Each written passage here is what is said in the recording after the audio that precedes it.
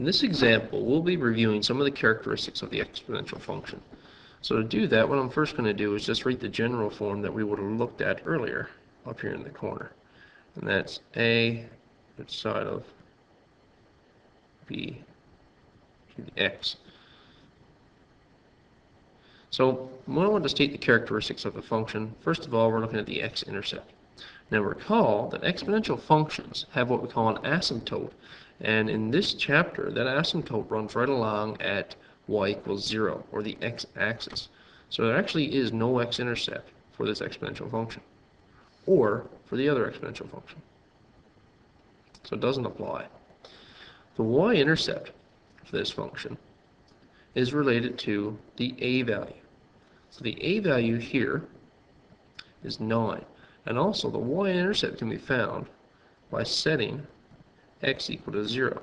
And of course, we know that any base, with the exception of 0, that has an exponent of 0 evaluates to be 1. So 1 times 9 would give me a y-intercept at 9. The end behavior, for us to know the end behavior, again, for exponentials, it's going to be pretty consistent. All exponentials are above the x-axis, so they're all moving between quadrant 2 and quadrant 1. To find out if it's increasing or decreasing, we need to look at the base of the power.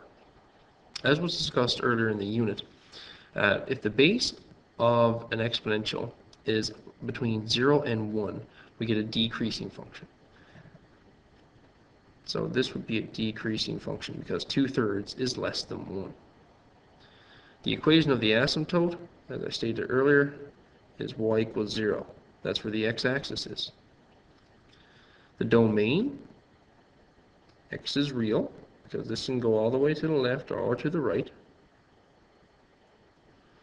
And the range, we need to ensure that y is greater than 0, with y being a real number as well. But again, it's not going to be greater than or equal to, just greater than, because it never actually touches that asymptote at y equals 0. For the second function, we've already said there is no x-intercept. The y-intercept, again, relates to this a value in front, which is 1/2 in this case. So the y-intercept would be at 0.5, or 1/2. The end behavior will be the same as our first function. This is moving between quadrant 2 and quadrant 1. This function, because the base of the power is greater than 1, would be an increasing function. The equation of the asymptote will be the same here. It'll be y equals 0.